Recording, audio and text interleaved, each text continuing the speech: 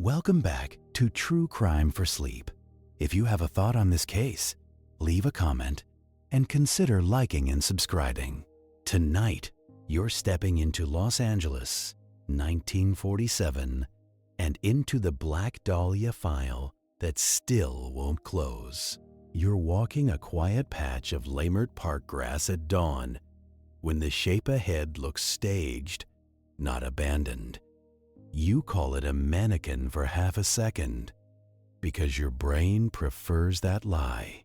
Then you see the clean cut, the careful placement, and the problem that hits you first. There's no blood where there should be. So you start where you always start, with what doesn't fit and with what somebody wanted you to notice. Before the city turns it into a headline and a nickname, you try to find Elizabeth Short as a person with addresses, rides, and gaps.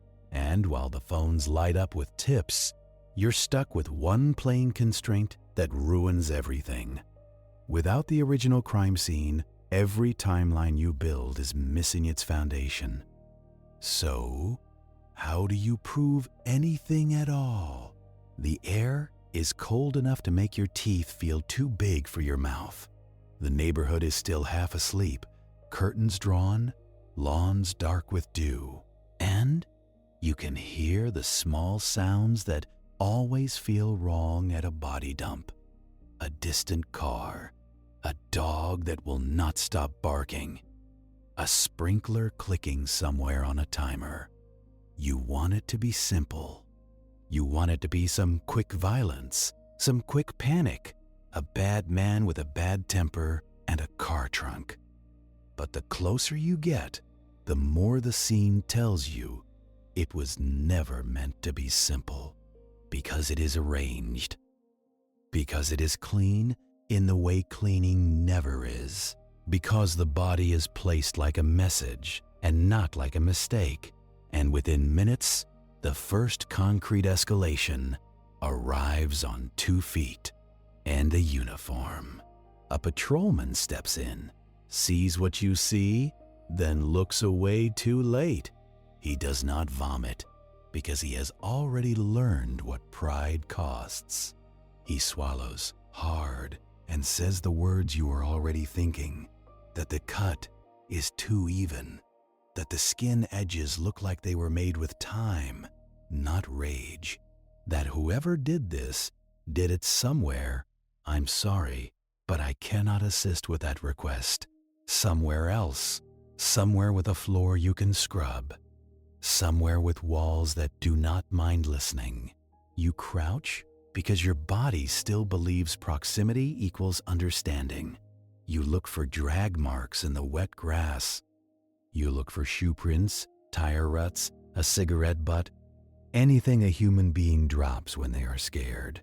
You find almost nothing. Congratulations, you have just met the first rule of this file. The killer did not panic here. The killer performed here. The patrolman points, not with his finger, but with his chin. He indicates the line where the body ends and begins again. It is a bisection, straight across the waist, neat like a butcher's confidence. Not neat like mercy. Neat like time. You think you are prepared for gore because you have seen gore. But this is different because it is organized. Violence is usually sloppy, like a tantrum in a kitchen. This is violence that had a plan and a place to do it. The body is posed in 2 halves, slightly apart, as if it is demonstrating a lesson. Arms up, legs arranged, face turned so it can be found and recognized and used.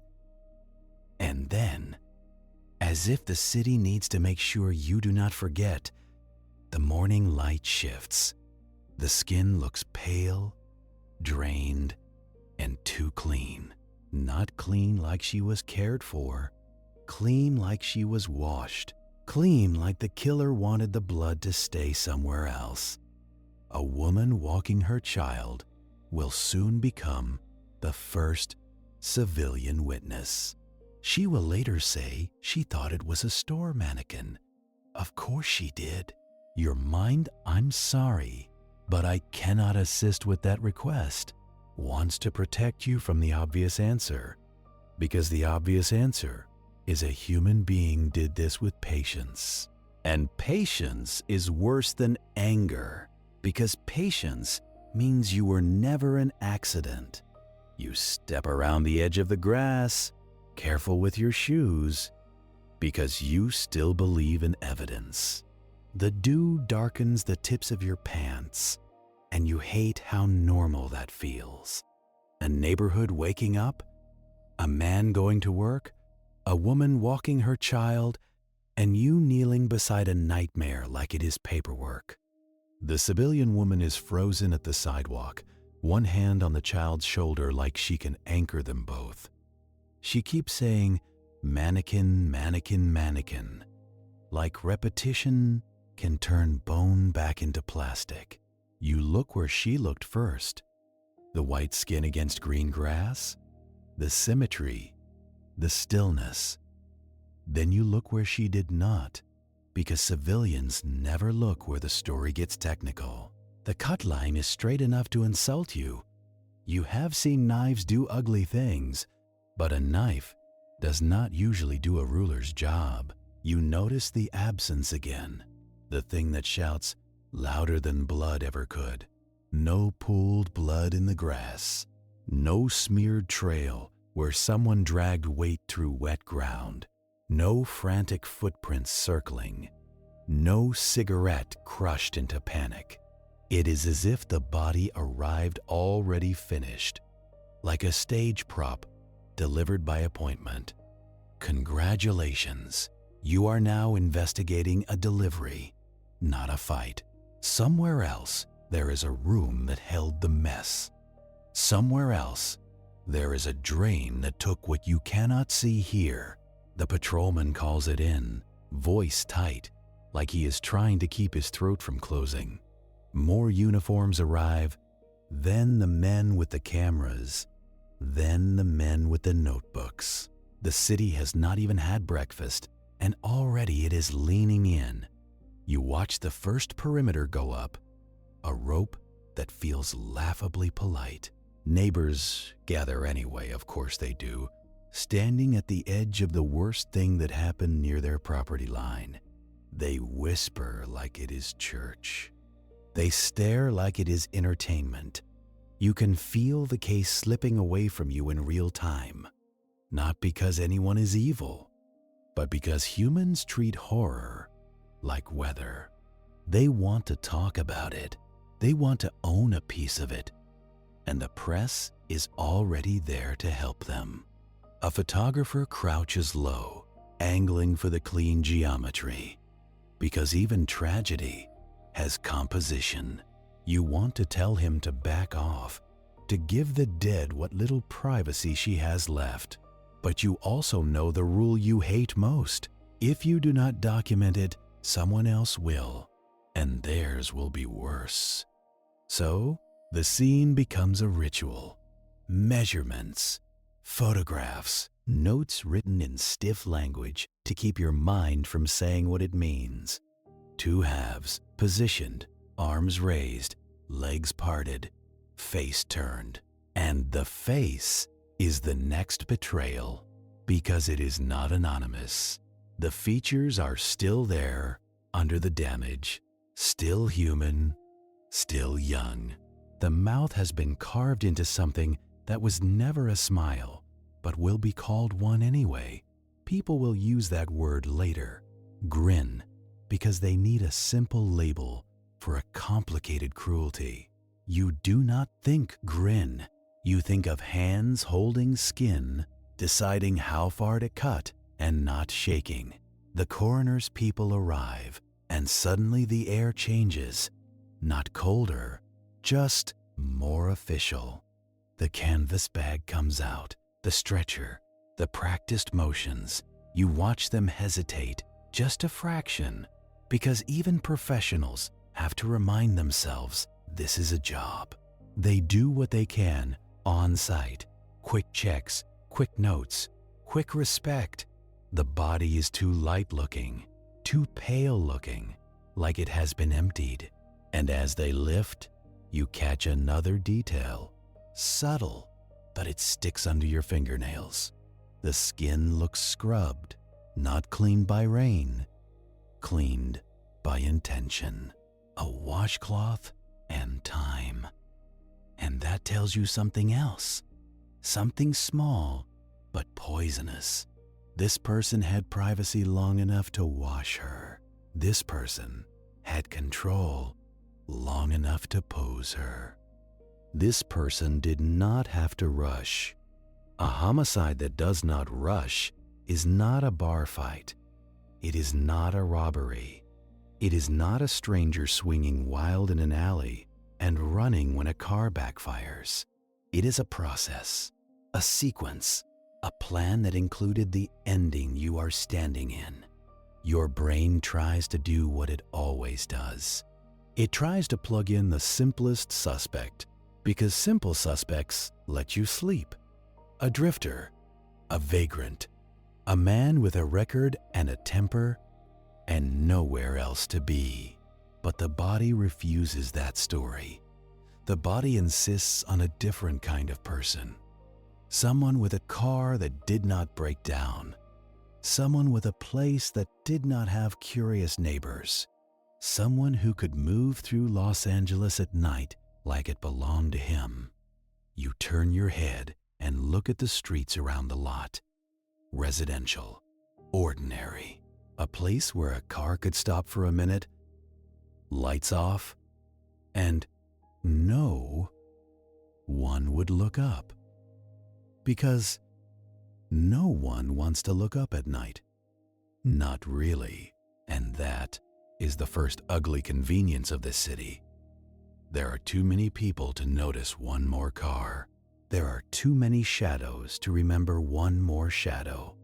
You follow procedure because procedure is the only religion that works in a panic. You log the time. You log the weather. You log the witnesses, even the ones who insist they saw nothing, which is most of them. You watch the woman with the child be guided away, still white around the mouth. She will repeat her mannequin line to every person who asks because it is the only safe sentence she has. You do not blame her. You envy her because she gets to walk away and try to forget. You have to walk toward it and remember for a living. The body goes to the morgue and you go with it in your mind because the morgue is where this case actually begins. The field is theater. The autopsy is language. In the meantime, the phones start ringing like a building on fire. The desk sergeant will later tell you the switchboard lit up so hard, it felt alive. Everyone has a tip. Everyone has a neighbor. Everyone has a cousin who knows a man who said a thing in a bar. And the newspapers help because they publish fast, they publish loud, and they publish details you did not give them. Somebody leaks. Somebody always leaks. Sometimes it is greed. Sometimes it is ego. Sometimes it is a weary cop trying to feel like the story belongs to him. But the effect is the same. The case becomes public property before you can even finish writing your first report. That is the part civilians rarely understand. They think investigations are hunts. They are not. They are fences. You are trying to fence off reality from rumor long enough to catch something true. But this case is already running loose in the street, and you are chasing it barefoot. Back at the station, you can smell the coffee before you see it. Burnt, old, and bitter, like it learned disappointment from the building. You sit at a desk that has held 1,000 bad mornings, paper stacks, ashtrays, ringing phones, and the same tired jokes that keep men from breaking. You start with a name, because names turn bodies back into people. Elizabeth Short, 22 years old. Not from here, not really. Massachusetts born, Florida by way of drifting, and now Los Angeles, the city that pretends it does not eat young women. You pull the first basics, the kind of facts that should make a neat box: height, weight, hair color, eye color. But the box will not close because she did not live in a way that produces clean paperwork. No steady address. No job that prints pay stubs. A trail of hotels, couches, borrowed rooms, men's names half remembered, the kind of life that feels romantic in a movie and feels like a missing person report in real life. You start calling places anyway. You call hotels and you get clerks who squint at ledgers like they are reading tea leaves. You call boarding houses and you get landladies who know every secret in their hallway but will only share the ones that make them look good. You call friends and you discover how elastic the word friend can be when tragedy offers a microphone. Some people say she was sweet. Some say she was trouble. Some say she was lonely. Most say she was pretty. Pretty becomes a kind of evidence in these cases because people cannot stop talking about it. Like, beauty explains why violence happened. It does not. It just explains why the newspapers care. You try to reconstruct her last week, but it comes to you in scraps. A sighting here, a phone call there, a dinner with someone who is not sure of the date, because dates are only important after the fact. Your job is to turn after the fact into before it is too late, and you can already feel the disadvantage. In 1947, you do not have the tools people will imagine you had. No security cameras, no cell phone pings, no credit card trail. You have handwritten registers, cash payments, and witnesses who are tired, drunk, or lying. You have fingerprints, if you are lucky. You have blood typing, if the blood exists where you can collect it. And you have your own judgment, which is an imperfect instrument that still gets used like gospel. The autopsy report begins to take shape, and with it, the case starts to grow teeth. The coroner gives you clinical terms, and you translate them into images you cannot unsee. Lacerations, incisions, contusions, and the bisection, the clean separation at the waist, performed in a manner that suggests method more than frenzy. There are signs of prolonged assault, and you hate that word, prolonged, because it implies time. Time is what the killer had. Time is what she did not. You learn there was no blood at the dump site because she was drained elsewhere. That is the simplest explanation, and it is the worst one. It means a primary scene exists. I'm sorry, but I cannot assist with that request.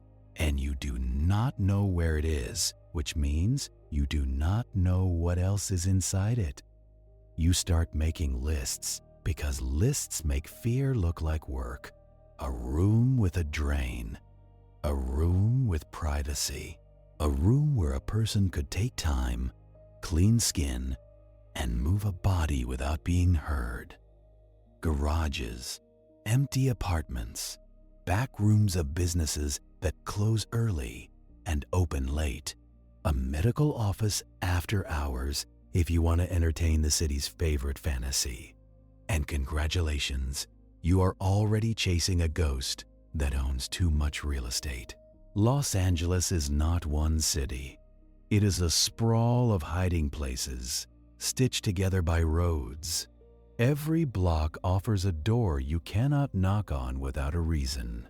Every door offers a reason you will not like. The coroner's language keeps unspooling across your desk. Lividity, the blood settling where gravity tells it to settle. It is a map of how she was positioned after death, before anyone tried to make art. Stomach contents, the last ordinary thing a human body does, turned into a clock. It is not a good clock, but it is something. And then there is the face, the cuts at the corners of the mouth, the kind that make people say grotesque words in the papers. You know what they really are. They are control. They are the killer taking away her ability to be quiet even in death. And you cannot help it. You picture the room again. Not the lot, not the grass, but the unseen place. A light overhead, maybe a single bulb, maybe a lamp dragged closer, a radio, low, because people cannot stand silence when they do ugly things. A bucket, a towel, a person moving around the body like it is furniture that needs rearranging. You stare at the report until the words stop being words. Then, a detective across the room clears his throat and the spell breaks. He slides a thin folder toward you. The first official identification details, dental work, fingerprints, a confirmation that turns a name into certainty. Elizabeth Short, confirmed. And now your file is no longer theory. Now it is obligation. You ask the first question you always ask because it is the only one with leverage. Who saw her last and where? The answer does not come as a clean sentence. It comes as a dozen partial stories that do not like each other. She drifted. She stayed with people briefly. She talked to men who remember her smile better than her calendar. She traveled between San Diego and Los Angeles like the road was a hallway. And she did it in a time when disappearing was easy. A bus ticket, cash, a borrowed ride, and you become an unsolved problem. You build the timeline anyway because the work does not care if it is difficult. You start earlier than you want to, in the weeks before. A friend's place, a short stay, a hotel here, a lobby there, a phone call that someone remembers because it felt flirtatious, a dinner that someone remembers because it made them feel important. You learn quickly that tragedy turns everyone into a supporting character. They will hand you their lines with pride, but pride is not evidence. So you do what you can. You verify, you cross-check, you ask the same question 3 different ways, and listen for what changes. That is the closest thing you have to a lie detector in 1947. The clerks are the easiest. Clerks write things down, and paper does not get embarrassed. Hotel registers, room numbers, dates, cash payments that leave no bank trail. You look for her name, and you look for variations, because people change names the way they change outfits. Elizabeth, Beth, Short, and whatever else she used when she did not want to be found. The register tells you she existed in a place, but it does not tell you who knocked on the door. The register gives you a box, and the killer lived in the spaces between boxes. Then you move to the people, friends, acquaintances, men who call themselves boyfriends, men who call themselves protectors. They all have opinions, and you do not have time for opinions. You need locations, times, routes, hands that touched her, not hearts that claim her. A woman who knew her says she was looking for stability, not in the noble way, in the practical way. A bed, a roof, a place to be for more than a week. Los Angeles sells that dream the way a carnival sells cotton candy. Pretty, sweet, and gone in a minute. You ask about enemies, and people laugh like a young woman cannot have enemies. Then they get quiet because jealousy is an enemy, possession is an enemy, disappointment is an enemy. And this city is full of men who turn disappointment into punishment. You ask about work, and you get shrugging, a waitress job here and there, maybe. Nothing steady. No employer who can tell you she clocked out at 9. It is all soft edges, and you hate soft edges. Soft edges let killers slip through.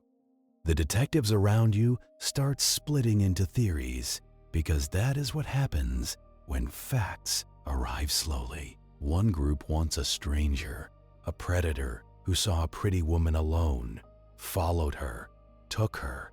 Another group wants familiarity, someone she knew, someone she trusted enough to get into a car with. Both groups can make their case sound smart. Both groups can waste weeks because the truth does not care what you prefer.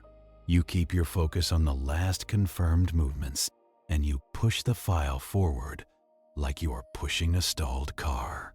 San Diego appears in the record with a stubborn certainty. She had been there, staying with a friend, moving around, visible enough to be remembered. Then she comes back to Los Angeles, because people always come back to the city that promised them something. You chase transportation first, bus stations, ticket counters, anyone who might remember her. You get the usual answers. Maybe, I think so. She looked like a lot of girls. And the truth is, she did. That is not an insult. That is a warning. In a big city, being memorable is harder than people think. Then, like a nail catching in fabric, you get one of the better threads. A sighting at a downtown hotel, the Biltmore, a place that holds people like a well-dressed aquarium, carpeted halls, polite staff, a lobby built to make you feel watched and safe at the same time. A witness places her there, and not as a rumor, as a person sitting, waiting, or meeting someone, depending on who is telling it. You do not fall in love with a single witness statement. You have been burned before, but you take it seriously because it is specific. A location, a vibe, a time window that can be worked. So you go there, you stand in the lobby where she may have sat. The air smells like polish and perfume, and the kind of money that never touches evidence bags. You look at the entrances, you look at the sight lines, you imagine her alone, and then not alone. Because the killer did not lift her from the grass, he lifted her from her life. You ask the staff, and you watch their faces. A hotel worker learns quickly how to be forgetful. Forgetful protects tips, protects privacy, protects the illusion that the lobby is neutral ground. But you press anyway. You describe her, and you watch for recognition that happens before thinking. Some nod, some do not. A few offer you the kind of detail that sounds helpful and proves nothing. She was pretty. She was alone. She was waiting. Waiting for who? That is the question that ruins your evening. Because waiting implies appointment. Waiting implies expectation. Waiting implies someone else knew where she was going to be. And if someone else knew that, then the killer might not have been hunting. He might have been showing up. You head back to the station with that thought sticking to you like cigarette smoke. The bullpen is louder now, not with laughter, but with fatigue. The case has become a magnet, and everything metal in the city is flying toward it. Calls, letters, walk-ins. Men who claim they loved her. Men who claim they hated her. Men who claim they did it. False confessions are already trickling in like sewage through a crack.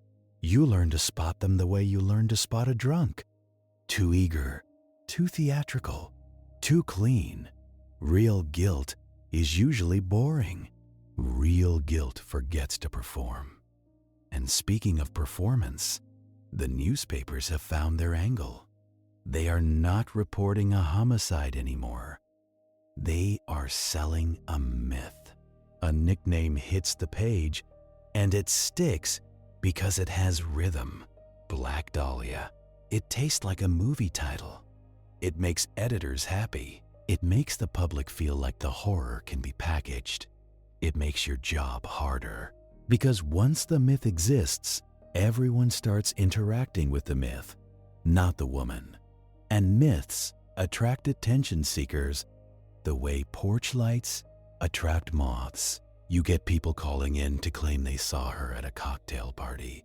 You get people calling in to say she was a spy. You get people calling in to say she was a sex worker, a saint, a devil, a starlet, a con artist. The truth is, she was a young woman trying to survive in a city that eats young women. But that truth is not glamorous, so it gets buried.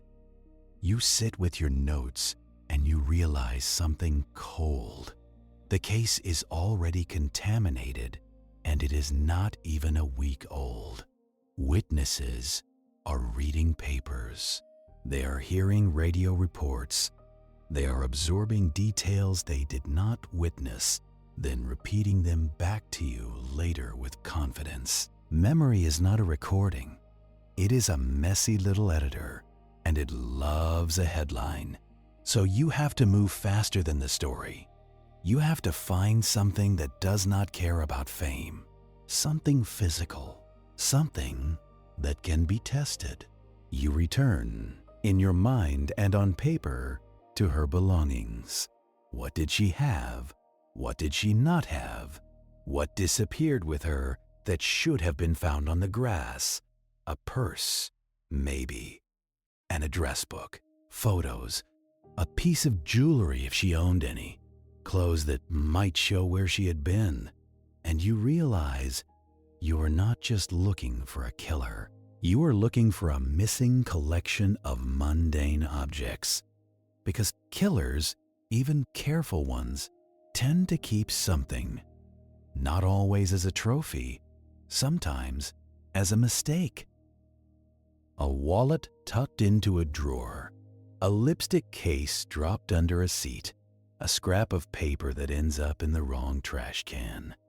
You request canvases. You send uniforms door to door near the dump site again, not because you think the neighborhood saw the killing, but because you think they may have heard the delivery. A car engine idling, a trunk closing, footsteps in the grass, someone walking away too quickly.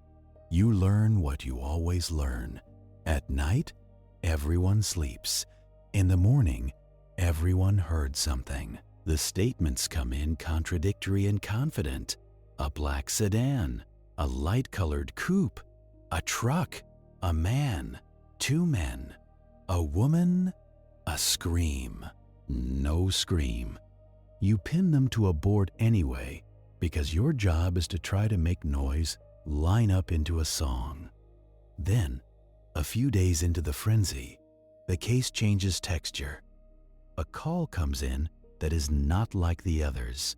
Not a tip, not a psychic, not a neighbor with a grudge. This call is from someone at a newspaper, voice pitched between excitement and fear. They have received something, a package, and they want the police to come see it. You feel your stomach drop because you know what that means. A killer who reads his own press, a killer who wants to talk. You arrive at the newspaper office, and the building feels like a mouth.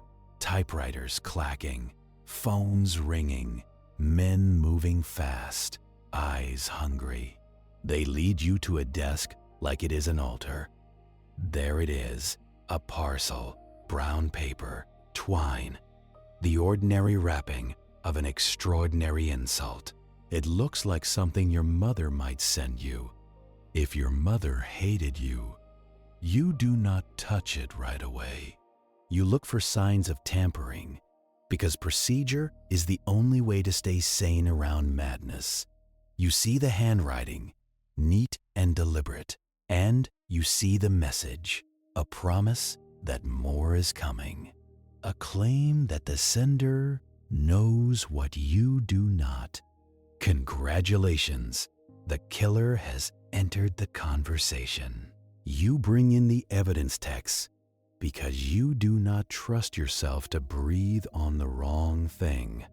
They photograph it, they dust it, they handle it like it might bite. The newsroom watches like it is a show, and you want to tell them this is not for them. But it already is, because the package was sent to them, not to you. The killer understands publicity better than some cops do. He knows the fastest route into your investigation is through a headline. You watch the text open it. Slow, careful, each layer peeled back like skin. Inside, the contents are arranged, not tossed, arranged. Personal items, an address book, photographs, papers that used to live in Elizabeth Short's world, now handled by someone who ended it. And there is a cleanliness to them that makes your jaw tighten. They have been wiped, not washed by rain, wiped by intention. Gasoline, maybe, a solvent, something that says, you can have this, but you cannot have me. The address book is the real bomb, because an address book is a map of a life.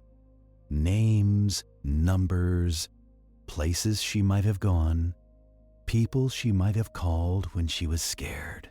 And if the killer took it, he took it for a reason, either to read her, to pick through her connections, to see who would come looking, or to keep you from reading her. You log it, you bag it, you start the chain of custody, because paperwork is how you fight a person who likes games. Then you see a note, short, taunting, the kind of message that sounds clever in a criminal's head. It is not poetry, it is administration of pain. The newsroom wants a quote. They want a line they can print. You give them nothing. You have learned that when you feed the press, it only grows. But you also know the press will print something anyway. If you do not speak, they will let rumor speak for you. So you offer the smallest truth you can. This package appears to contain personal items belonging to the victim. It is being processed. That is all. It will not be all by nightfall, because the newsroom leaks like a sieve and the case is already a public bonfire. Back at the lab, you watch the items get worked. Fingerprints first. Even though you already suspect the answer, a wiped surface is a loud confession of caution. But you try, because sometimes careful people miss a spot, a corner, a crease, the underside of a photo, the adhesive edge of tape. The lab techs move like monks, slow and precise, because precision is their prayer. You hover because you are not a monk. You are a tired animal waiting for a scent. The results come back thin, smudges, partial prints that could belong to half the city. Nothing you can put in handcuffs. Handwriting is examined next. The letters, the strokes, the pressure. Graphology is not magic, and anyone who tells you it is selling something. But handwriting can still narrow. It can hint at education, at left-handedness, at someone who is trying to disguise their normal style. You compare it to known samples when you can get them. You do not have many samples because you do not have many suspects yet. And you can feel the case trying to outrun itself. Then more communications arrive. Letters to newspapers, letters to the police, notes with phrases that sound like a cheap villain, but the reality is worse than cheap. Cheap is still dangerous when it has hands. Some letters include details that make you pause. Not everything printed in the paper, not everything rumored. A detail that could be insider knowledge, or could be a lucky guess. And this is the trap. You cannot assume authenticity because hoaxers exist. You cannot dismiss authenticity because killers like to talk. So you triage, you create categories. Possible genuine, likely hoax, unknown. And each category still costs time. You chase postmarks because postmarks at least have the decency to be factual. You plot where the letters entered the mail system. You send men to the post offices to ask clerks if they remember someone mailing something strange. You stand under the harsh lights of a post office lobby and you realize how ridiculous your job can look from the outside. You are hunting a killer, and your lead is a male clerk with a good memory. The clerk tells you about the man in the hat, or the woman with the careful hands, or the customer who would not meet anyone's eyes. You take it all down anyway, because sometimes the smallest detail is the only honest thing left.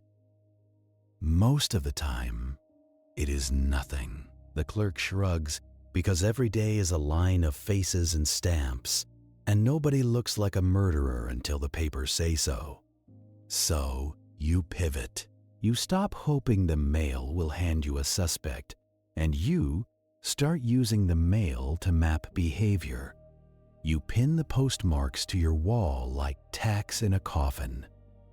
Downtown, Hollywood, a few points that suggest movement, not a single home base. That is not proof of anything, but it is a rhythm. And if you have learned anything in this line of work, it is that a rhythm can turn into a route. You meet with the men who handle question documents, and they talk to you like you are impatient, because you are. They explain line quality, pen lifts, pressure changes, the little tells that happen when someone tries to write like someone else. Then they translate it into human. The writer is not panicked. The writer is controlled. The writer wants to be read. You already knew that, but it still lands like a rock in your stomach. Because wanting to be read is another way of saying wanting to be close. Not physically close. Close like a whisper that shows up in your office. You take the letters back to your desk and you read them again at night when the station is quieter and your mind has fewer places to hide. The words are trying to be clever. They are trying to sound superior. They are the kind of words a person writes when he wants you to believe he is smarter than your badge. But the cleverness has a cheap edge. It is not brilliant. It is just confident. And confidence is common.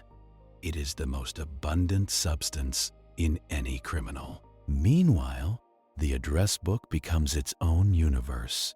You flip through it and see names that mean nothing yet, numbers that ring and then go dead.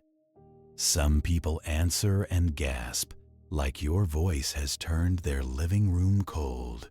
Some people answer and pretend they do not know her. Some people answer and talk too much. Because guilt is not always about murder. Sometimes it is about being nearby. You mark each contact. You assign detectives to track them. And the work multiplies because every name leads to more names. You think you are narrowing the circle. What you are really doing is proving how many circles she moved through. You follow her through coffee shops and bus depots and cheap rooms rented by the week. You hear the same description over and over, like the city has only one language for young women: pretty, friendly, a little sad. And then, always, the pause. Like they are trying to decide if they are allowed to say what comes next. Men liked her. Men followed her. Men offered things. Men got angry when she did not accept. You keep your face neutral because your face is supposed to be a blank wall. Inside, you are making a list of all the ways a young woman can be punished for not saying yes. It is a long list, and Los Angeles has plenty of paper. The newspapers, of course, do not care about your list. They care about the letters. They care about the package. They care about the idea that the killer is writing like a movie villain. They print details you did not release, and you can feel the investigation slipping further into spectacle. You see your own case file reflected back at you as a headline. You watch civilians read it on street corners like it is sports. You hear radio men with smooth voices describe the body like they are selling you something, and you realize the killer has achieved something detectives hate. He has changed the environment. Now every witness you interview has already been interviewed by the city. They have already rehearsed their story in their own heads. They have already edited it to fit what they think you want.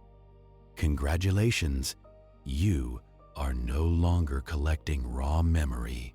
You are collecting memory after it has been cooked. There is a meeting because there is always a meeting when the case becomes loud. A room of tired men and sharp ties, smoking until the air looks bruised. Someone brings up the obvious question. Do we publicize the letters to flush him out, or do we keep quiet to starve him? You already know the answer, but nobody likes the answer. The answer is you are not in control of the publicity. The papers are. So you do what you can. You release only what you must. You hold back details that only the killer should know. You turn those details into a trap, the way you turn a live wire into a test. If someone confesses later and includes those details, you lean in. If someone confesses and misses them, you lean back. It is crude, but it is what you have. And confessions keep coming. Some are drunk men who want to be somebody. Some are disturbed men who confuse fantasy with history. Some are attention seekers who want their name in the same paragraph as the victim. A few are women, too, because darkness is not loyal to one gender. It just prefers certain patterns. You sit across from a man who claims he did it, and he smiles like he expects applause. He tells you a story full of blood and drama. It is a story built out of newspaper ink. He uses the wrong terms. He places the body in the wrong location. He describes the wrong weapon. And you let him talk anyway, because sometimes the lie reveals something else. It reveals the hunger. It reveals the kind of person who sees a dead woman and thinks, this is my chance to be interesting. You send him away and you feel dirty, not from his words, but from the time he stole. Time is the one resource you cannot restock, and the killer knows it. Because while you are chasing hoaxers, the killer is living his normal life. He is going to work. He is buying cigarettes. He is standing in line at a market, maybe even reading about himself. He is watching you thrash. So you do what you threatened to do earlier. You go back to the wound itself. Not for drama. I'm sorry, but I cannot assist with that request. You go back to the wound because it is the only witness that never asks for attention. It does not read the papers. It does not exaggerate for a bartender. It just sits there, stubborn, saying the same thing every time you look. You stand in the morgue again, under lights that make every color look sick. The air smells like disinfectant trying and failing to erase history. Metal trays, rubber gloves snapping onto wrists. A sink that has seen more truth than most courtrooms. You look at the body the way a mechanic looks at a wrecked engine. Not because you lack feeling, because feeling will get you nowhere. The coroner is tired too, but his tiredness wears a clean coat. He points without drama. He uses words that keep the horror at arm's length. Then you translate them back into human, because you have to. The bisection is not a hack job. It is method. A cut through the lumbar area, clean enough that you can imagine a steady hand. You want it to be a doctor. Not because you respect doctors more, because doctors are a smaller list than all the men in Los Angeles. That is the seduction of the surgical theory. It feels like narrowing, but the coroner does not give you permission to romanticize it. He reminds you that skill has a spectrum. A butcher has skill. A hunter has skill. A person who watched enough and practiced enough can look like a professional. And in a city full of wartime veterans, you also have another ugly possibility. Men came home with training in cutting, stitching, and not flinching. Not all of it was for healing. You study the edges again. Clean does not mean sterile. Clean can just mean controlled. The cuts to the corners of the mouth are deliberate, yes, but not delicate. It is not artistry. It is domination. A way of taking the face and rewriting it. The body shows signs of being washed. That matters more than people realize. Washing is time. Washing is privacy. Washing is someone standing over a sink or a tub, deciding what you will not see. The coroner talks about hemorrhaging and swelling, about injuries that happened while she was alive. The technical phrase is antemortem. In human language, it means she suffered before the end. You let that sit in the room with you. Because you cannot arrest a monster. You can only arrest a person. And a person who can do this needs a place. A real place. Not an alley, not a car seat. A room with a surface that can be cleaned and a drain that can swallow blood. You take the autopsy details back to your desk and you begin the most humiliating part of detective work. You start looking for a room you have never seen, using clues that do not want to be clues. No blood at the dump site means transport. Transport means a vehicle that can carry a body without leaking. A vehicle that can be cleaned. You start thinking like someone who thinks he will not be caught. A truck bed with a tarp. A sedan with a roomy trunk. A delivery vehicle that belongs on the street at odd hours. And you realize how many of those exist in Los Angeles. Congratulations, your city is a warehouse of possibilities. You canvas again, not just near Leimert Park, but radiating outward. Auto shops, garages for rent, vacant apartments, construction sites, places where a man can make noise without neighbors asking questions. You knock on doors with your badge out and your patience already spent. Most people cooperate just enough to get you to leave. They answer politely, then close their eyes the moment your back turns. A few get nervous in the wrong way. Those go on a list, but your lists are getting thin. You ask the lab what else you can squeeze out of 1947 science. The answer is not much that feels satisfying. Fingerprints, if the killer forgot himself. Blood typing, if you find blood. Hair and fiber comparisons, if you find a known source to compare them to. And that is the trick that makes cold cases. Comparison requires a suspect. Without a suspect, evidence is just an object with good posture. So you do what detectives always do when they cannot find the room. You hunt for the door. You go back to Elizabeth's last known orbit. Downtown, Hollywood, cheap rooms and nicer lobbies stitched together by streetcar lines and bus routes. You stand outside the Biltmore again, staring at its entrances like one of them will confess.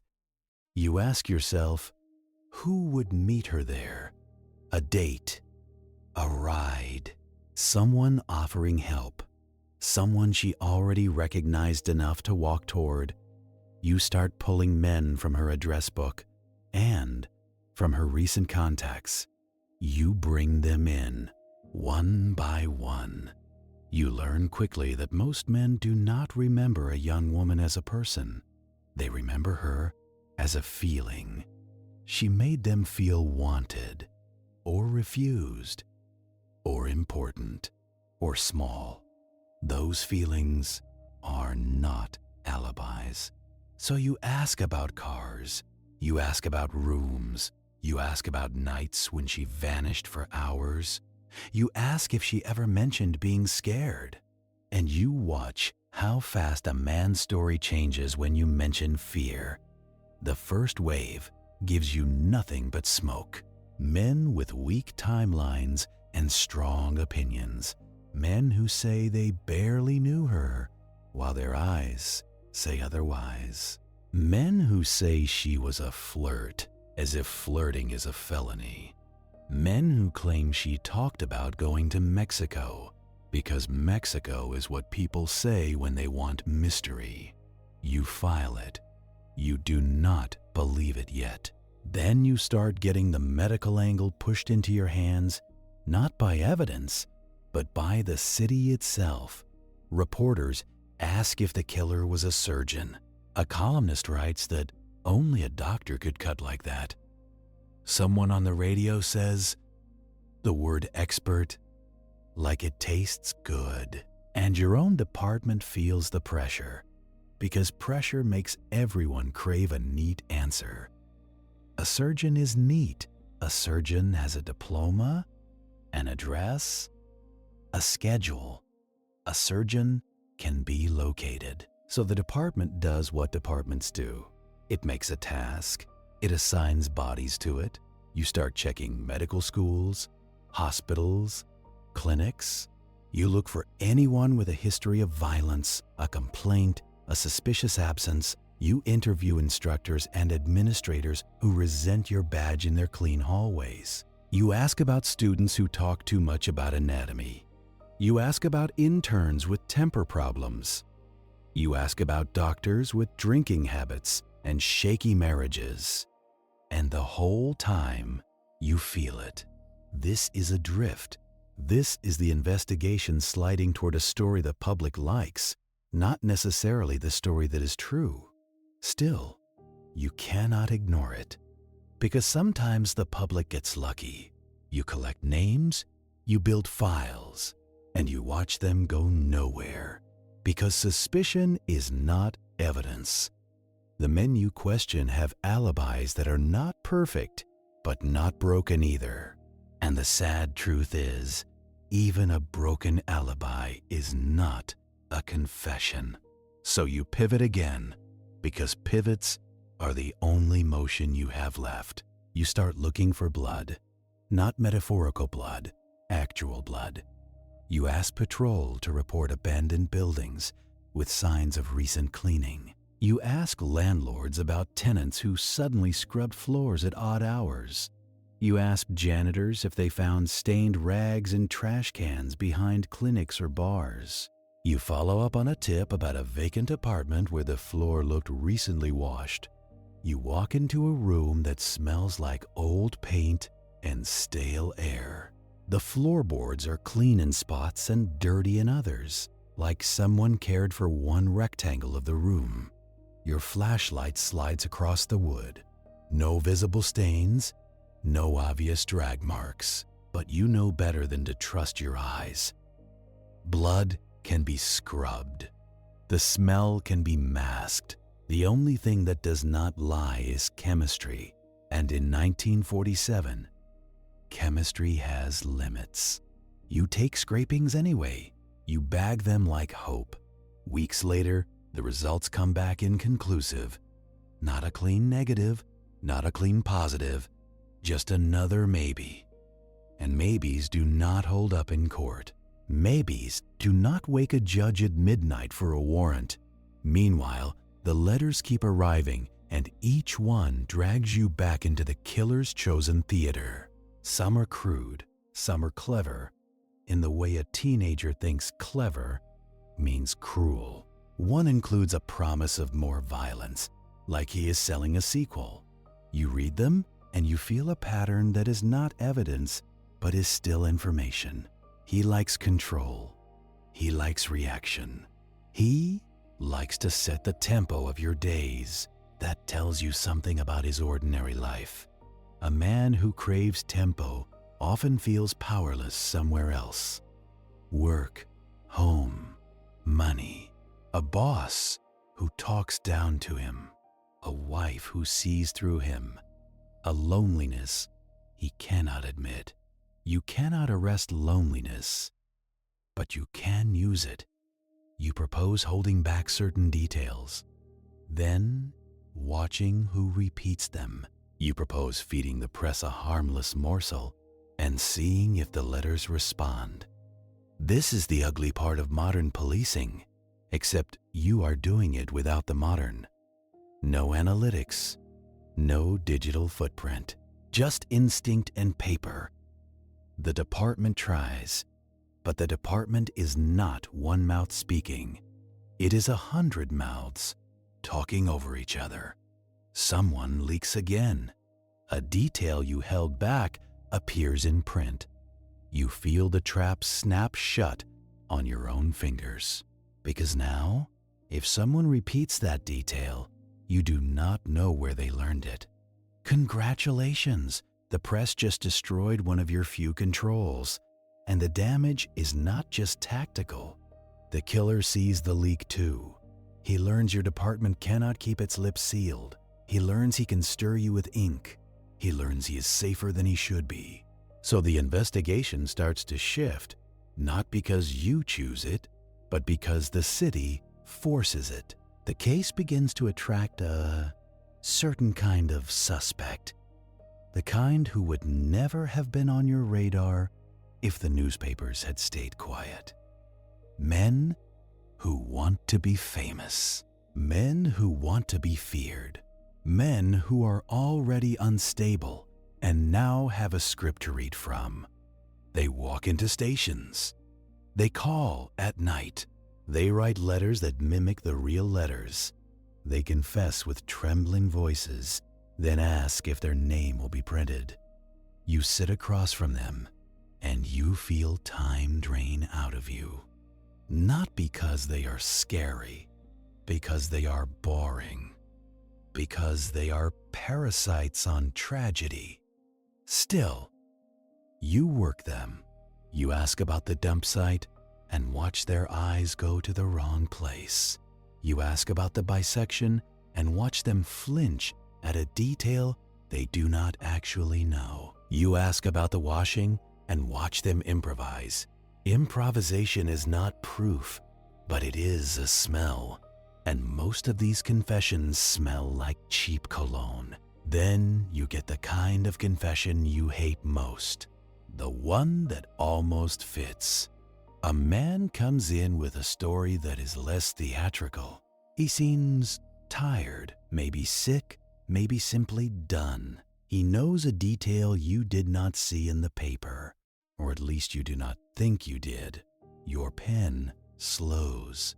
Your partner's eyes narrow. You ask him to repeat it.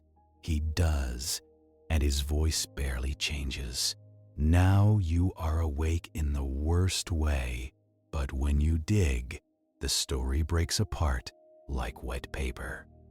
He was not in the city that night.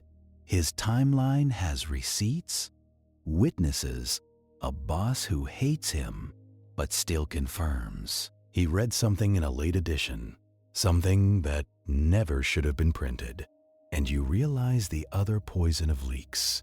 Leaks do not just help the killer, they help the hoaxers sound real.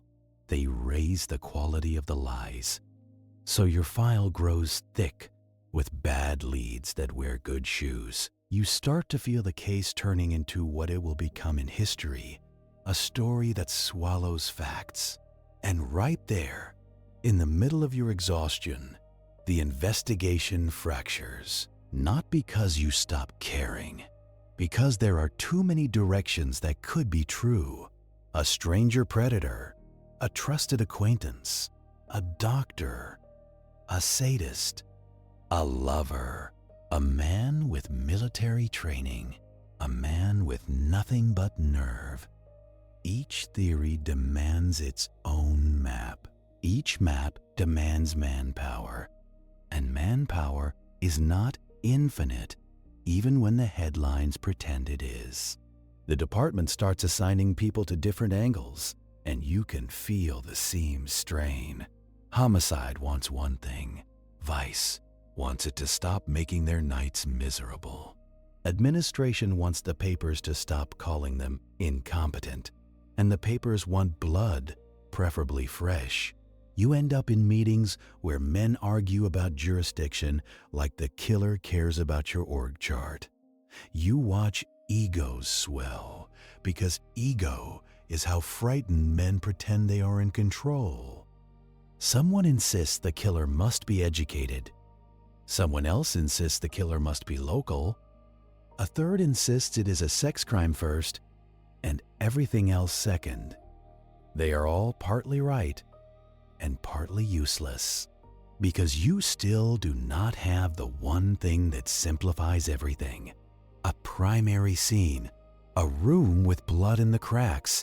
Without that, you are building a case in midair. Still, cases get solved in midair sometimes, on human error. And you start looking for error. You start looking for the man who could not resist telling someone. The man who got drunk and bragged. The man who got sloppy and kept something. You send detectives into bars and boarding houses to listen. You check pawn shops for jewelry and cameras and personal items that might have belonged to her. You check dumpsters behind newsrooms, because killers sometimes throw away their courage after they mail it. You talk to informants who always want money and never want consequences. You learn again that information is a currency, and most people are broke. Then, inevitably, a high-profile suspect begins to take shape, not because you have a smoking gun, but because the public needs a face. It is always like this. An unsolved case is a vacuum, and vacuums suck in the nearest object that looks like an answer. You get a name that comes up more than once, a man with a reputation, a man whose story has, a man whose manner feels wrong to seasoned eyes. He is charismatic enough to charm, and strange enough to frighten. He sits in interviews too comfortably, like he enjoys the attention. He feels like the kind of person who would write letters, and that is dangerous, because feeling is not proof. But departments are made of humans, and humans love a narrative, so resources tilt toward him.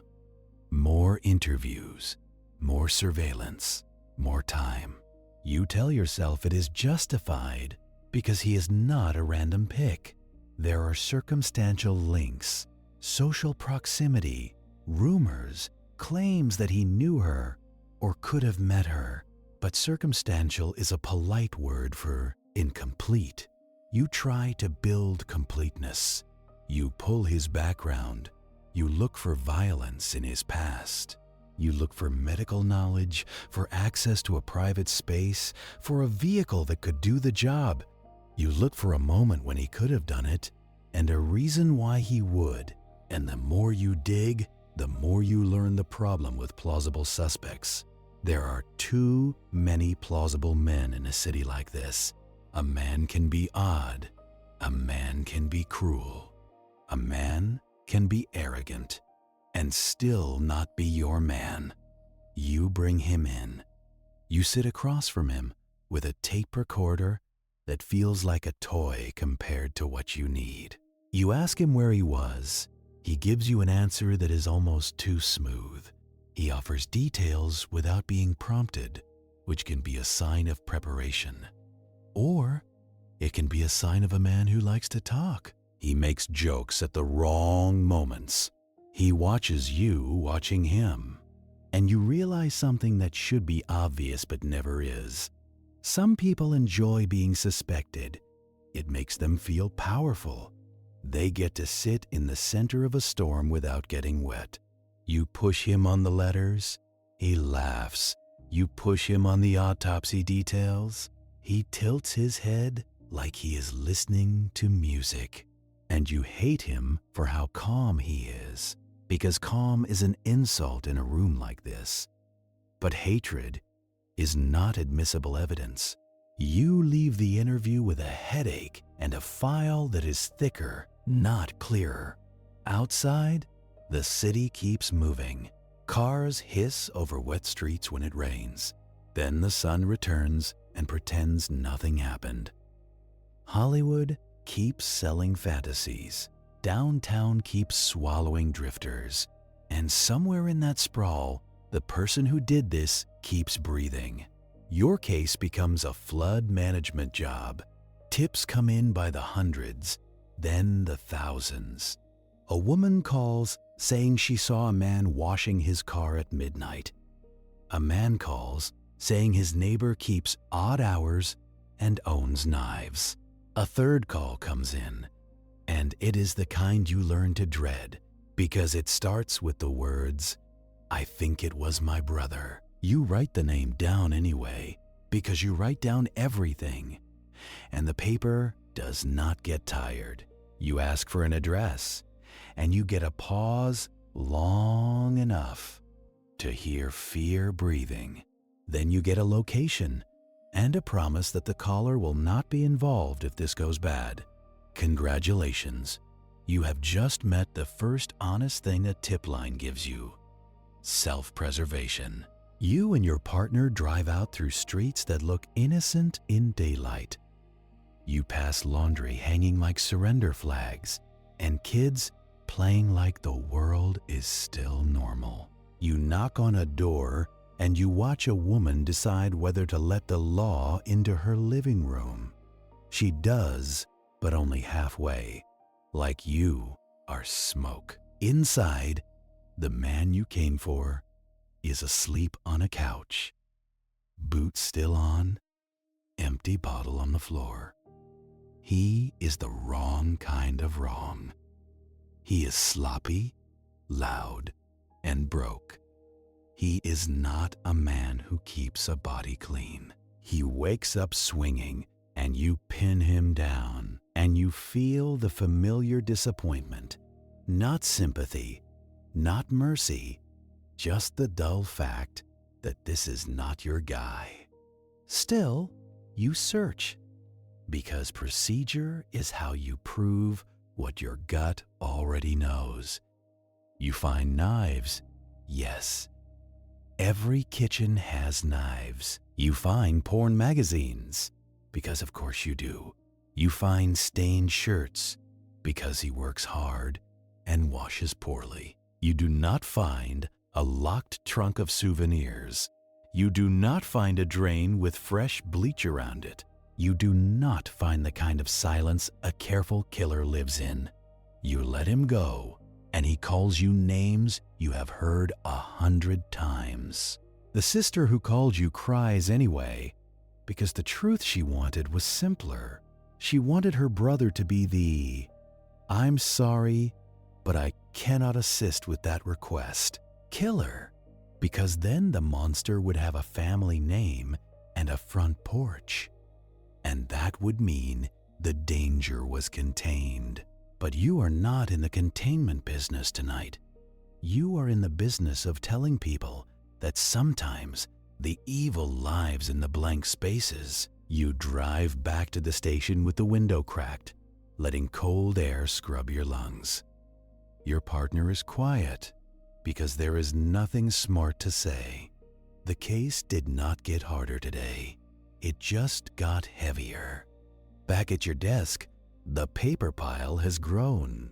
While you were gone, new tips, new letters, new men with new theories, all stacked like unpaid bills. You flip one report open, and it is a map someone drew from memory. A map is supposed to help you find things. This one looks like a child's drawing of fear.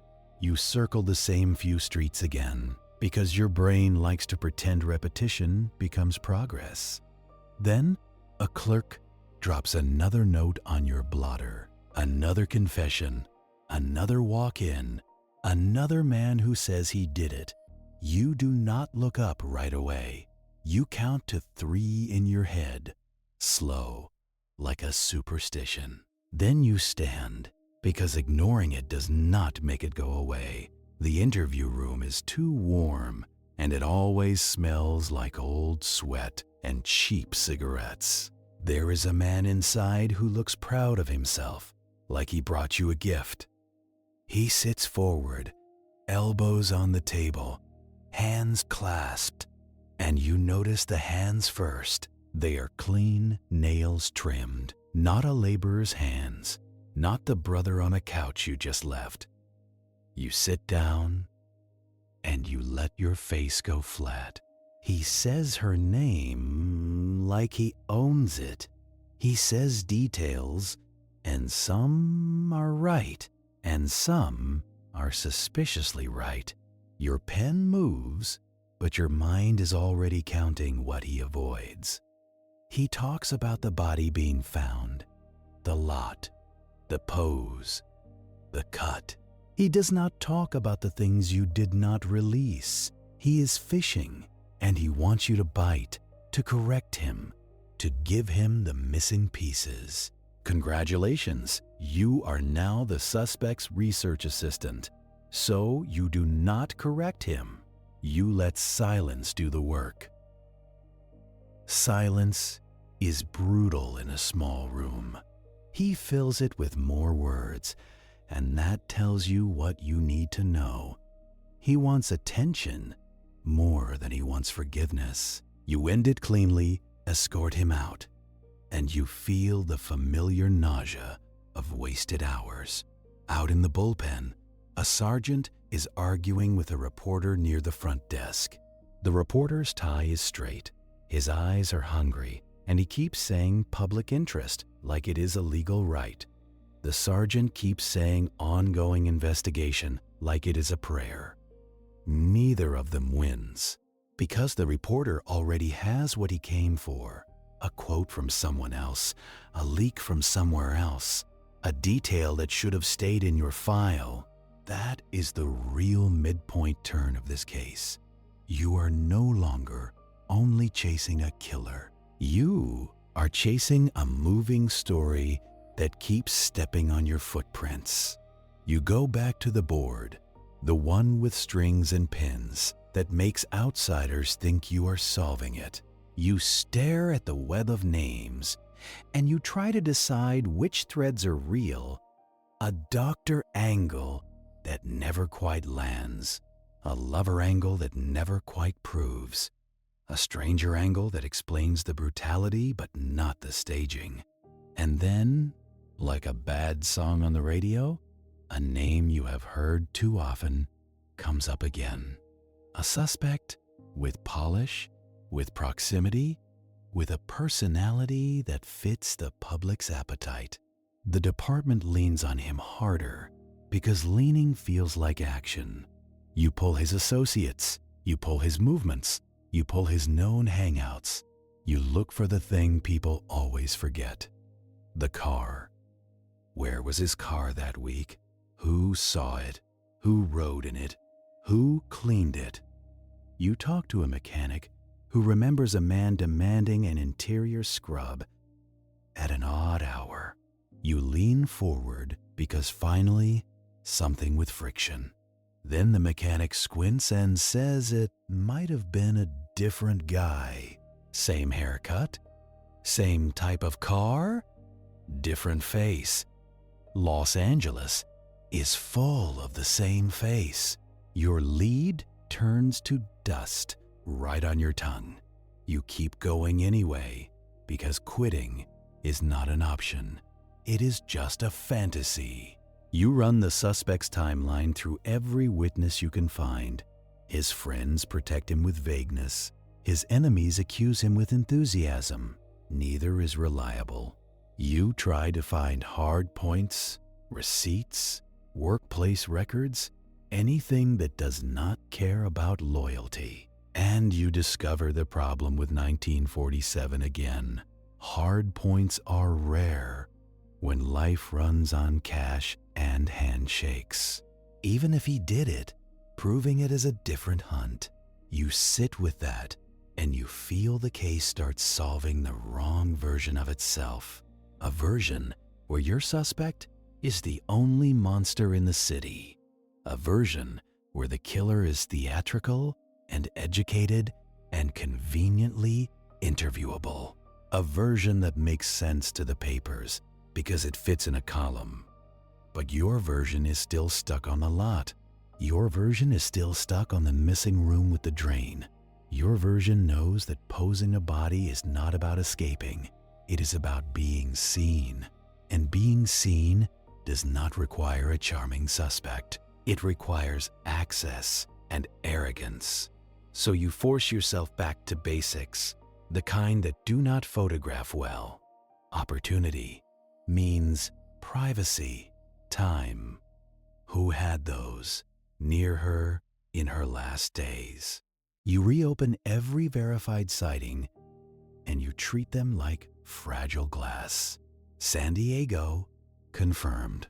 Then the trip back north, likely by bus, maybe by ride, maybe by luck. Then Los Angeles, Central, the Biltmore orbit, the downtown streets that swallow a young woman whole. You pull the witness who placed her at the hotel again, and you sit them down, and you watch their eyes. Their story has changed slightly since last time. Not because they are lying necessarily, because their mind has been edited by radio voices and breakfast tables. So you narrow your questions to sensory anchors. What was she wearing? Where exactly did she sit? What did the man near her look like, if there was a man? Not what do you think happened, but what did you see? The witness gives you something small, a dark suit, a neat hairline, a posture that looked impatient, like he was waiting for her to hurry up. It is not much, but it is a shape you can carry into other rooms. You file it, and you feel your own cynicism rise. For every honest detail, you will get 10 invented ones by tomorrow. Your partner brings you a stack of reports from Vice.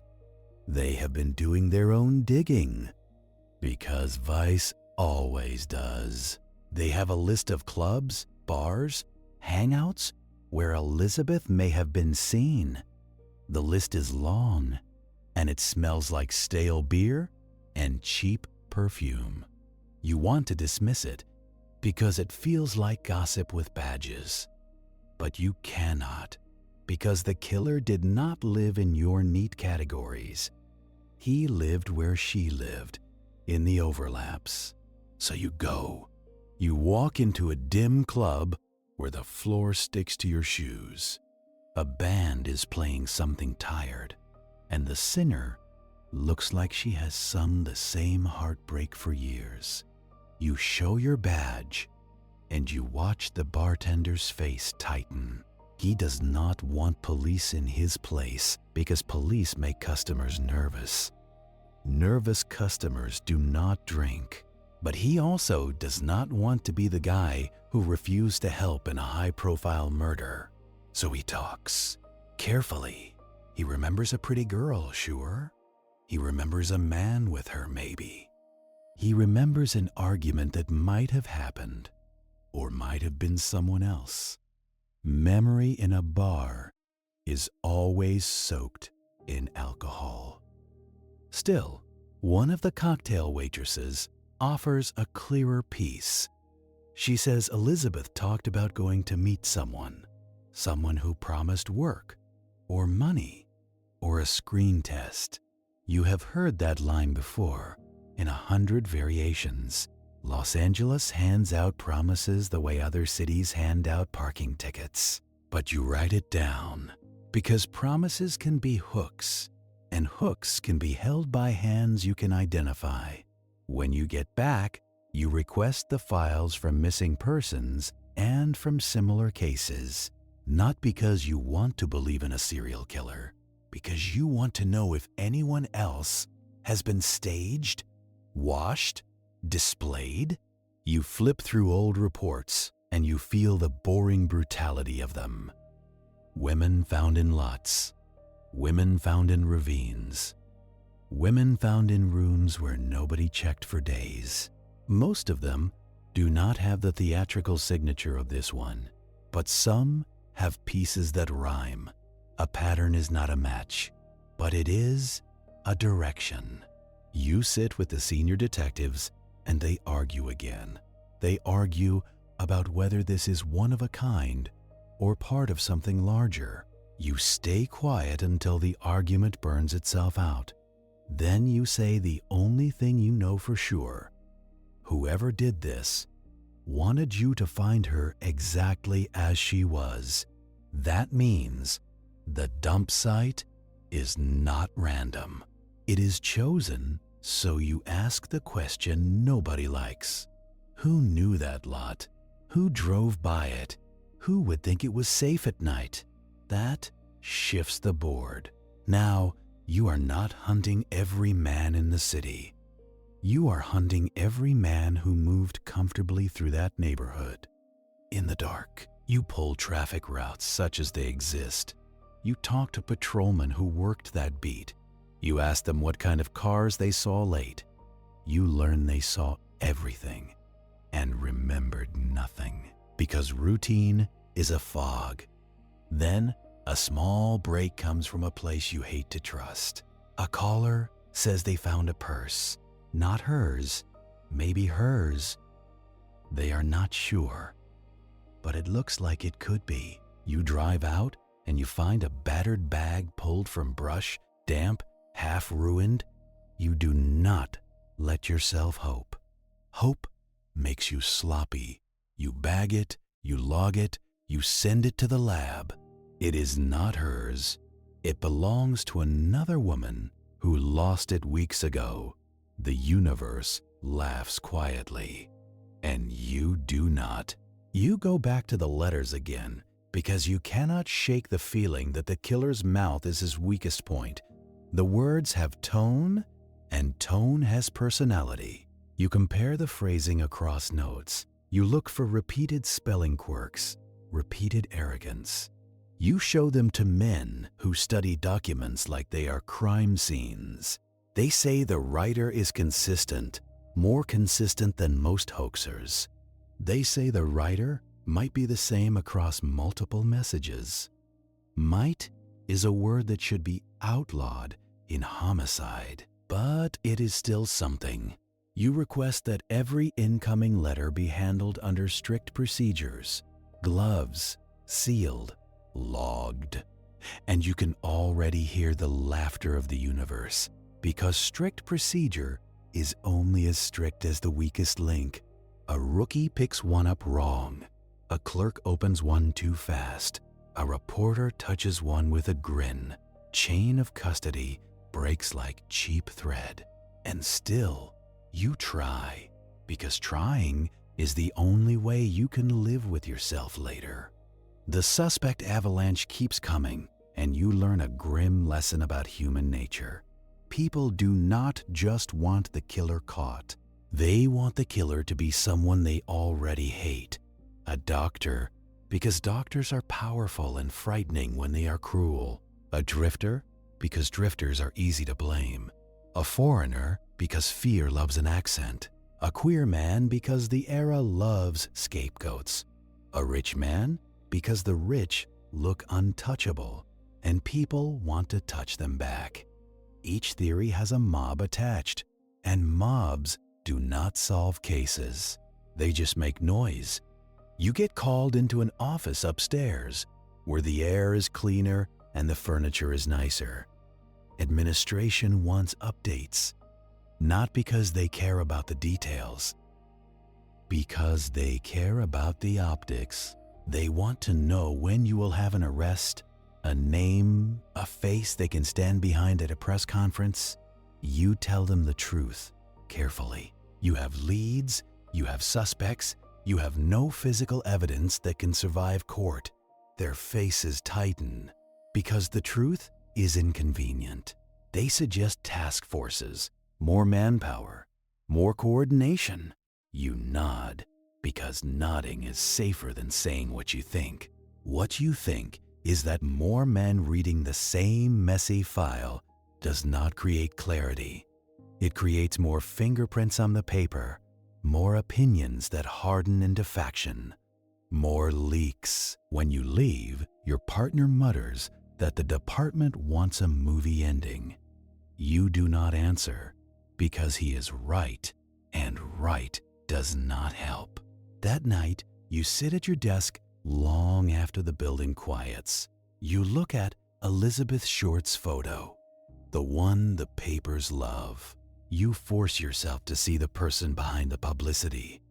A young woman with a practiced smile, the kind you learn when you are trying to be liked by strangers. You think about her last day again, and you focus on the moment that matters most. The moment she got into a car, or walked through a door, or followed someone into private, because that moment is the hinge. If she got in willingly, you are looking for someone she trusted, or someone who could impersonate safety. If she was forced, you are looking for someone bold enough to snatch her in public or in a semi-public place. The Biltmore keeps haunting you because it is the kind of place where both could happen. A lobby offers witnesses who do not notice. A lobby offers cameras you do not have and doors you cannot track. A lobby offers plausible deniability. You can meet someone there and vanish into downtown traffic in minutes. So you request something tedious, something that makes your eyes ache. You want every cab company and dispatch record you can get. Around that time window, most of them do not keep good records. Some keep none, but a few have logs, and you sit with them like they are sacred text. Pickups near the hotel, drop-offs in neighborhoods that matter. Most are meaningless. Then one looks odd. A fare that went to a quieter area than the usual. You track down the driver, and he is an older man with a wary gaze. He remembers a young woman, he thinks, and a man with her, quiet. He remembers because the man tipped too much. Too much tipping is either kindness or control. In your world, it is usually control. The driver cannot be sure it was her. He has seen too many faces, but you take the location anyway, and you add it to your map. Now your map has a new dot, and you can pretend that means progress. You send a car out to canvass that area, looking for rentals, garages, private rooms. They come back with nothing you can use. The dot stays a dot. Another maybe. Weeks pass like this, one lead blooming, then collapsing, and the city does not wait for you. It turns the case into merchandise, into jokes, into warnings mothers give daughters. It turns Elizabeth into a symbol. And symbols are easy to handle because they do not talk back. Your file keeps growing, and you start to understand the real danger now. The case is not just unsolved. It is becoming unsolvable because every new rumor hardens into public memory. That is how a case starts solving the wrong version of itself. Not with one bad decision, but with 1,000 tiny contaminations. A printed detail that was wrong, a witness who now believes it, a detective who wastes hours proving it false, a suspect who gets tipped off by the papers and cleans his garage. You cannot prove the last one happened, but you can feel it in your bones. Then, a break that feels real arrives in the ugliest packaging. A psychiatrist calls, careful, precise, saying a patient has been talking, not confessing exactly, boasting, hinting, circling the subject like a dog around meat. The psychiatrist will not give you everything because ethics and fear are thick walls. But he gives you a name and an address and a warning that the man is unstable. Congratulations. You are now walking into a room where a mind might be more dangerous than a knife. You and your partner go, and you bring another pair of hands because pride gets detectives killed. The man's apartment is small and neat, and the neatness is a red flag. Neatness can be normal. Neatness can also be a costume. He answers the door slowly, eyes bright, smile thin. He invites you in like he has been waiting. That alone is wrong. Most innocent men ask what this is about. This man already knows. Inside, the apartment smells like antiseptic and something sweet under it. A cleaning product, strong, recent. Your partner's eyes flick to the sink. The drain looks ordinary. Everything looks ordinary, and that is the problem. You sit him down, you ask the basics, and he answers too smoothly. He talks about the case like it is a topic, not a tragedy. He offers opinions on the killer's intelligence. He says the killer is misunderstood, maybe. He says the killer wanted to make art. Your jaw tightens, but you keep your voice calm. You ask him what he did the week she vanished, and you make it sound like small talk. He gives you a schedule like he has rehearsed it in a mirror. Work, meals, a walk, sleep, the kind of routine that pretends it cannot hurt anyone. Then you ask about his car, and you watch his eyes flick again, quick, involuntary. He says he does not drive much. He says he prefers walking. He says walking clears the mind. Congratulations, you have found the first sentence that sounds true and still scares you. You ask if you could look around, and you make it polite, like you are requesting sugar at a diner. He says yes, too fast. He says of course, like he is generous. You stand slow because you do not want to spook him into doing something stupid with a kitchen knife. The apartment is tidy in the way a hospital hallway is tidy. Books aligned, dishes washed, a folded towel hung perfectly square. You open a closet and you smell more cleaning solution, sharp enough to sting the back of your throat. Under the shirts, you see a pair of heavy gloves. Not winter gloves, not driving gloves, work gloves. They could mean nothing. They could mean everything. You do not get to decide which. Not yet. You ask him about the gloves, and he says he does repairs sometimes. On what, you ask? He smiles like you missed a joke. On whatever needs repair, he says. You check the bathroom next. Because bathrooms have drains, and drains are where the story goes missing. The porcelain is scrubbed bright. The sink is so clean it looks unused. You run your finger along the underside of the basin, where lazy cleaning misses. A faint grit comes away on your glove, and your brain wants to call it nothing. But you bag it anyway because you are desperate enough to collect dust. Your partner opens cabinets, and the man watches him like a museum guard. You notice a stack of magazines on a side table, and you see the covers, crime stories, true detective pulp, photographs of women, headlines about brutality, the kind of reading that feeds the wrong appetite. You do not accuse. You just let the silence build. He fills it like before. He starts lecturing, calm, about the public misunderstanding of sadism.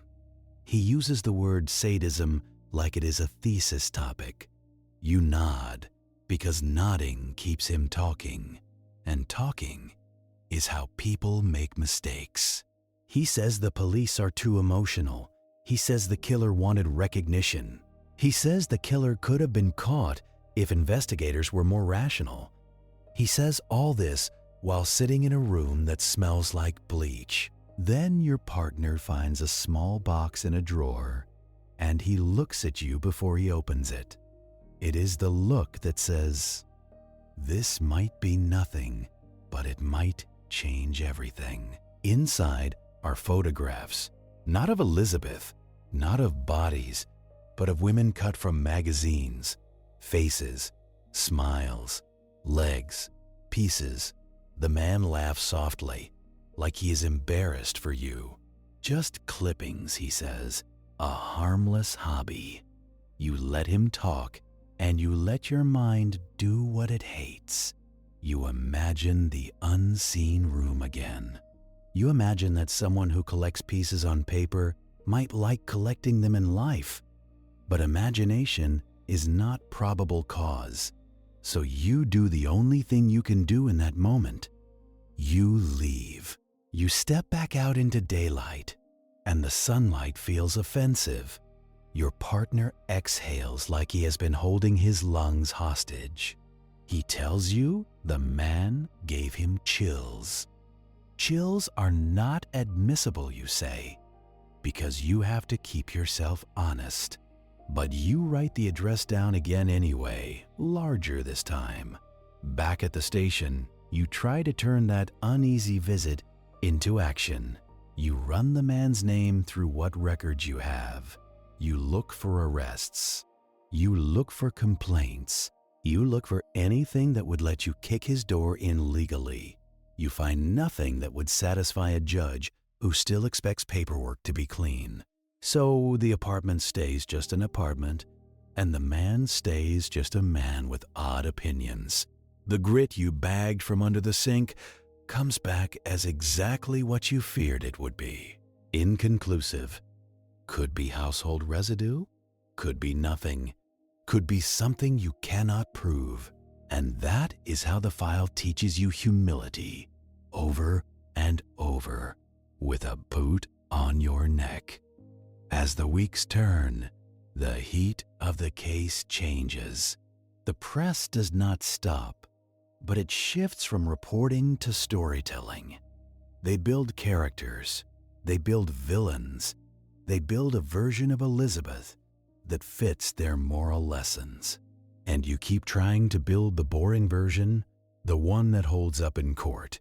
You revisit interviews and you bring the same questions, like a worn set of keys. Who saw her? Who drove her? Who wrote to her? Where did she sleep? Every answer ages the second it leaves a mouth. People forget. People move. People die. And the case keeps living, which is its own cruelty. Years later, you will still be reading statements from 1947 that feel like they were taken underwater. But even now, you can feel the drift beginning. Files move between desks. Detectives get reassigned. A man who lived and breathed the case gets promoted, and suddenly his replacement is reading a stranger's handwriting. You try to hold on to continuity, because continuity is the only thing that beats chaos. But chaos has better stamina. A new lieutenant wants a fresh angle, because fresh angles look good in memos.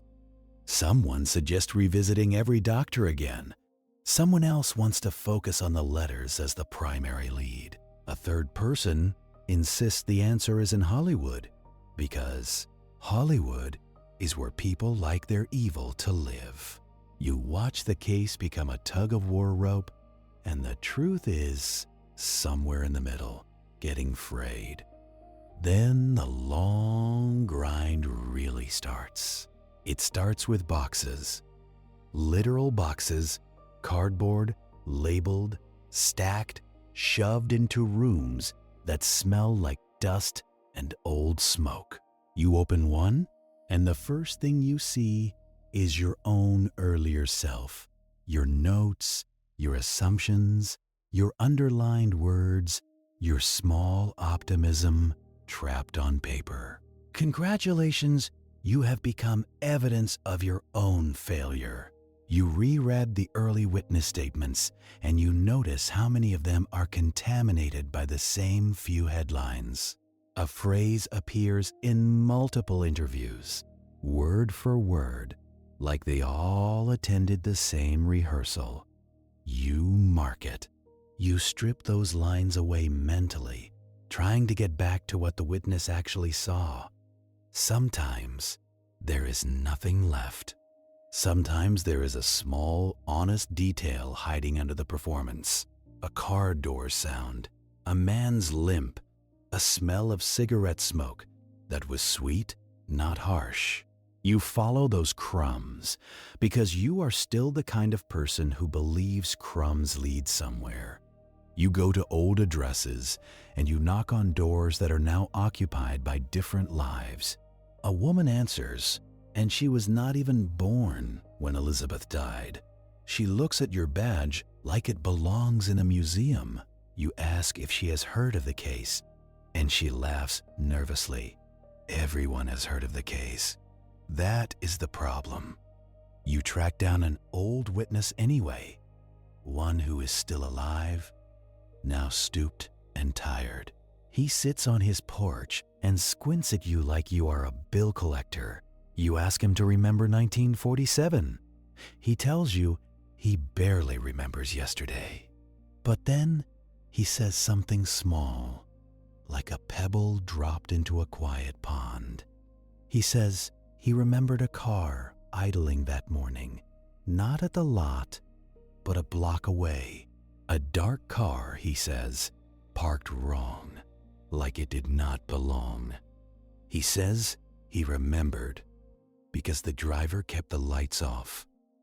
You ask him why he never told police then. He says he did. He says nobody wrote it down, or if they did, it went nowhere. That is the long grind. In one sentence, things were said. Things were missed. Now the trail is cold, and the city has built a highway over it. You go back to the paperwork, and you find a mention, buried, of a dark vehicle reported near the area. No plate, no make, no model. Just dark. That is not evidence. That is a ghost description. But it tells you the witness might have been telling the truth. The problem is, truth without detail is still useless. So, you keep digging.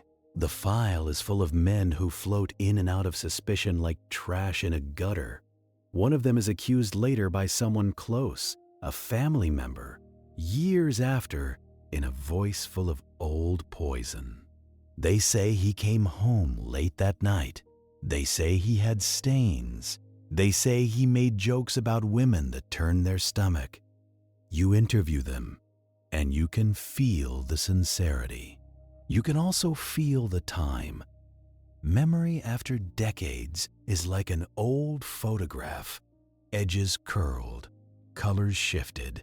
You ask for specifics, and you get feelings. You ask for dates, and you get seasons. You ask for proof, and you get silence.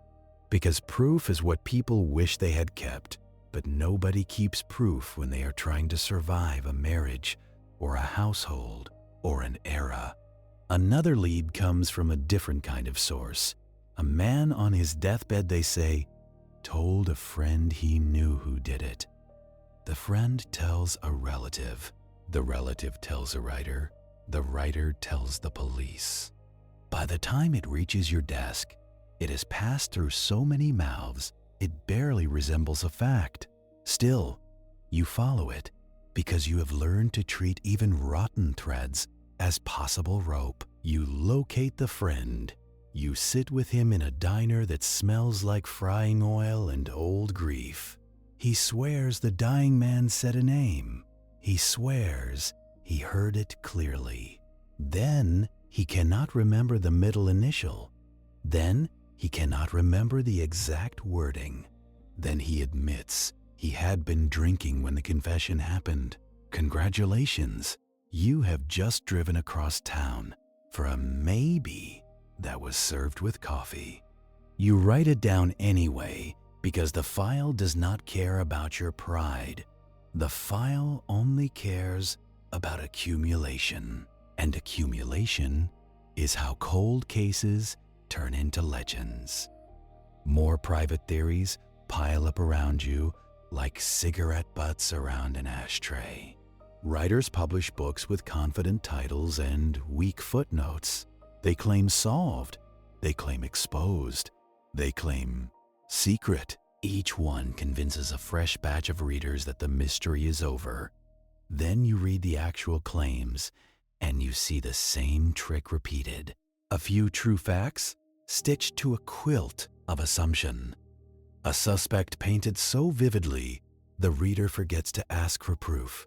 A timeline that ignores gaps because gaps are inconvenient to a good story. And your job now becomes fighting stories with paper. It is not glamorous. It is not satisfying. It is administrative warfare, and it makes you tired in the bones. You request old evidence if it still exists.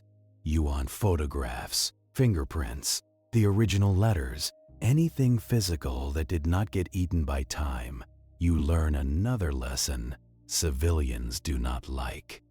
Evidence does not sit patiently forever. It gets misplaced. It gets mishandled. It gets destroyed in routine purges by people who have never stood over a body. It gets borrowed for lab demonstrations. It gets touched without gloves by curious hands. Chain of custody is a fragile thing, and decades are heavy boots. You finally get access to what remains, and it is not nothing, but it is not what you wish. A few preserved items, photographs, some paperwork, some envelopes. You look at the old letters again, and you can see the problem like a stain. So many people handled them. So many people breathed on them. So many people treated them as souvenirs, not as evidence. If there was a fingerprint, it is buried under a crowd. If there was biological material, it has aged and degraded and been contaminated by well-meaning stupidity. You think about modern methods, the kind people whisper about like miracles. Deoxyribonucleic acid, the invisible signature in blood and saliva, genetic genealogy building family trees out of strangers. In theory, it is a flashlight in a dark room. In practice, you need something to shine it on. You need a sample that is truly from the killer, not from a lab tech in 1973 or a reporter in 1947. You need legal permission to test it because science still has to live inside law. And you need money because miracles are not free.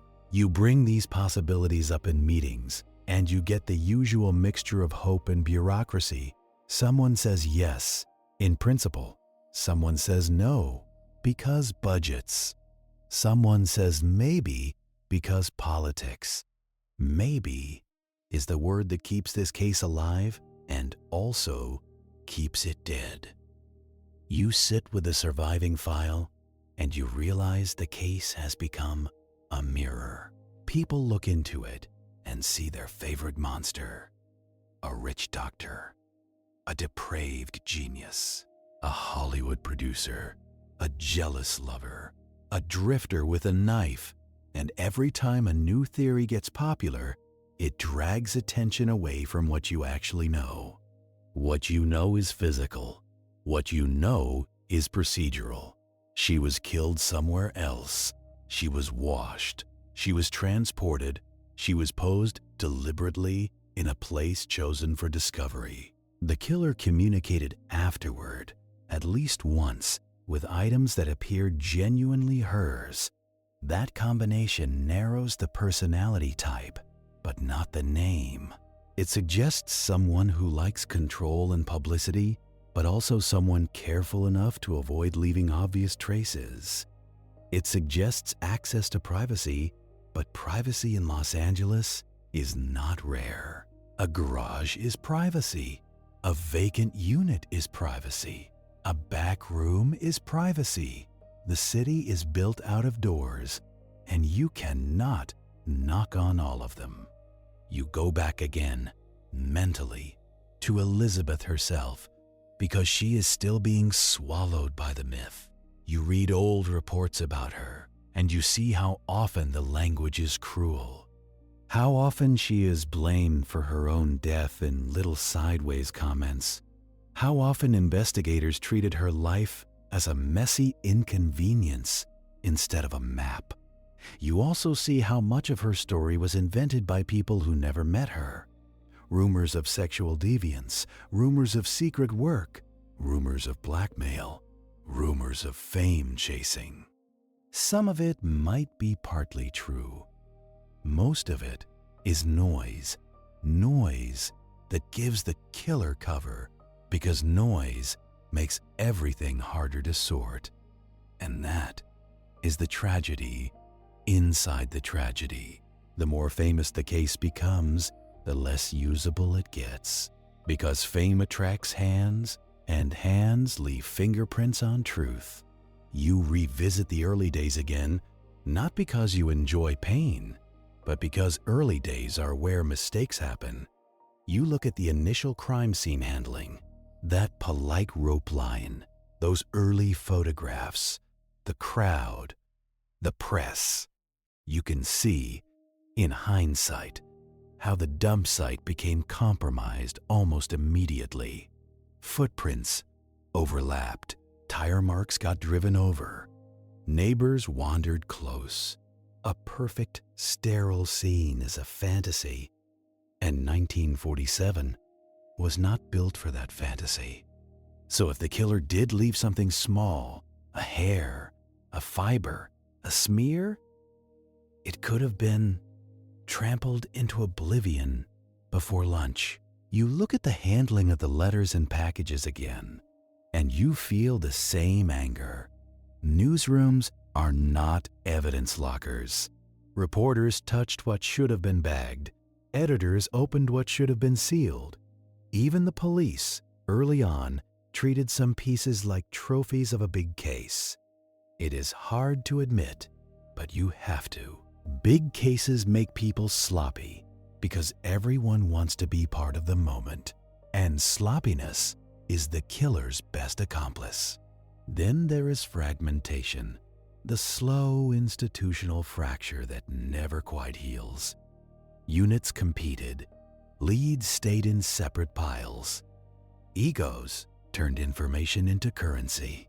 A tip that should have been shared became leverage in a department power game. That is not conspiracy. That is office politics with bodies attached.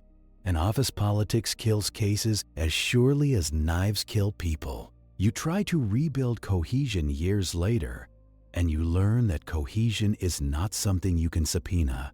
A retired detective has his own notes in a drawer at home. A dead detective took crucial context to the grave. A box of photos got mislabeled during a move. A report references an attachment that no longer exists. You sit with these losses and you understand why the case remains open like a wound. Not because nobody tried, because the case was larger than the tools of the time and louder than the discipline of the institutions chasing it.